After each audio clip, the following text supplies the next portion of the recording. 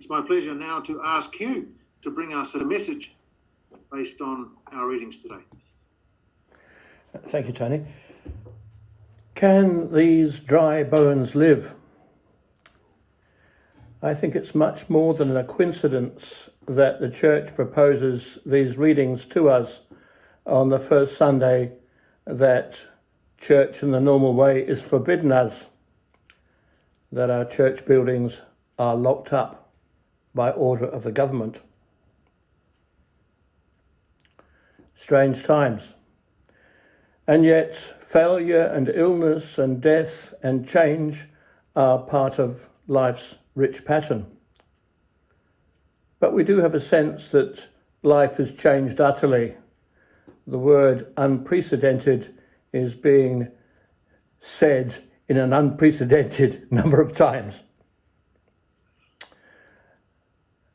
Just a short week ago, I was reminded as a 70-year-old that I should be confined to barracks as being too frail to participate in orderly society. And now our Prime Minister has sent us all to our rooms. What is there to hope for? Can these dry bones live? And even our church, finds it increasingly on the margins of society in this post-Christian society. We have been marginalised over the years, and now, do you know that our vicar is forbidden from attending funerals? Funerals will be conducted by a funeral director and a forklift truck driver, and that will be it. Once upon a time in Western civilization, the church was the focus, the centre, the bearer of civilization itself, and now we find ourselves on the margins. Not even important enough to be persecuted, merely ignored. Can these dry bones live? Well, Ezekiel said, God only knows. He's a bit polite and a bit biblical, but I think what he's saying is God knows, which often, as you know, means I doubt it. And who would blame him? The vision of the dry bones is one of those eerie word pictures which, if we allow it to, haunts us. It's the stuff of nightmares, the stuff of B-movies. But let's put these eerie word picture into a context. Where does it come from? What is the context of this strange reading? So now we move to Hugh's history lesson. You're going to get one of those. Between the years of 597 and 587 BC, the Jewish nation was taken into exile in Babylon. They were deported. For the Jewish people, their religion had been linked to their land, the land of the promise. Their land was the tangible sign of God's blessing. The land and the temple and God were bound up with one another. And religion was linked to their kings, through whom God handed on the blessing. And with this catastrophe that happened to the Jewish people at that time, temple, king, and land were all lost to them. And they could have imagined that God himself was lost to them, because the thinking was very tribal, very nationalistic. God was a national God, the God of Israel, the God of Abraham, Isaac, and Jacob. And it could have been seen that the God of Israel was defeated, if you will, by Marduk. It would have made theological sense to choose to worship Marduk and sack Yahweh as having passed his use-by date. But that's not what happened. In the crucible of exile, the local tribal religion of Israel became the universal of Judaism, which exists to this day. And it was prophets like Ezekiel who kept alive their hope and helped work that transformation. Judaism manages to survive without the ritual of temple worship, just as we manage to survive without being in our little church buildings. Well, our situation is not quite as dire, I guess, as 6th century BC Judaism. but we can acknowledge a fellow feeling. A microscopic organism, so small that we cannot see it, is causing us to live as exiles in our own land.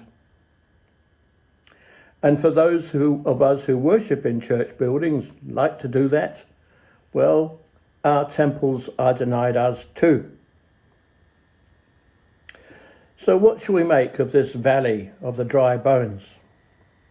It looks like the site of a battle, where the losing team is stacked there. The vultures have picked the flesh clean, nothing remains of them. Perhaps this is all that is left of the armies of Israel. Could this have been a familiar sight to the defeated Jews? And then comes the voice. Can these bones live? Well, the logical answer, the sensible answer, the realistic answer is that they are finished. There's no more life in them, nor will there ever be. But that is not God's answer. In this surrealistic episode, this B-movie nightmare, we see the bones clothed in muscle, sinew, flesh and skin, in that order. And finally, the wind of God, the breath of God, the Spirit of God, it's all the same word in Hebrew, enters into them, and the impossible happens. The dead live. Can these dry bones live? Emphatically, yes, they can. So too our failures, our sickness, even the death of loved ones, and certainly this virus, is not the end of the road. Indeed, these things may be the beginning. The current pandemic will pass, and it will change us. And under God, good will come of it, as well as suffering. And so to the gospel.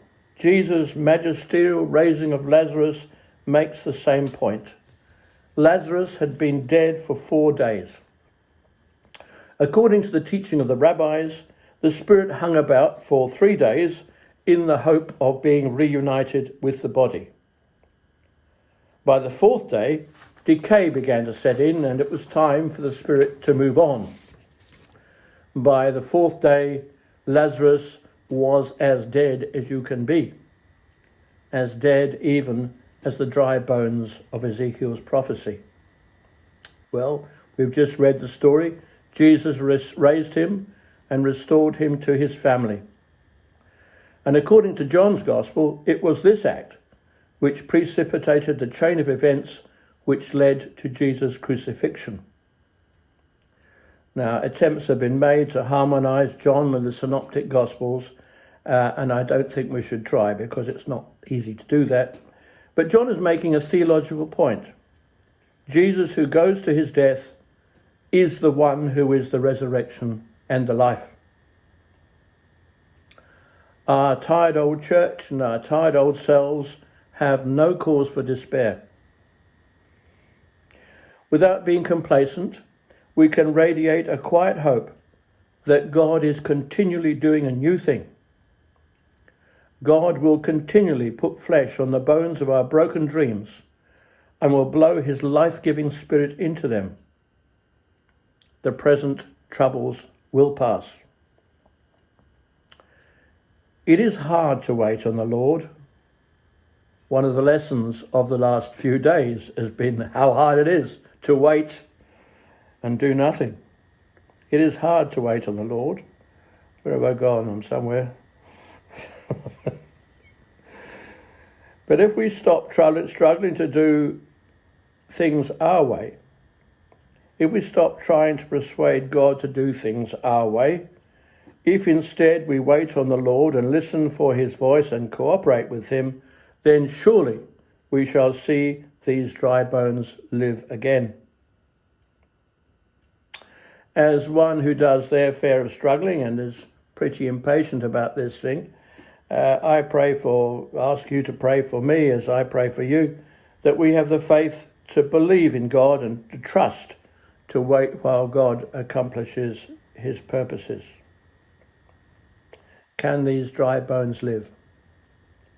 Will we survive coronavirus? Well, yes, we will. By God's power, we will.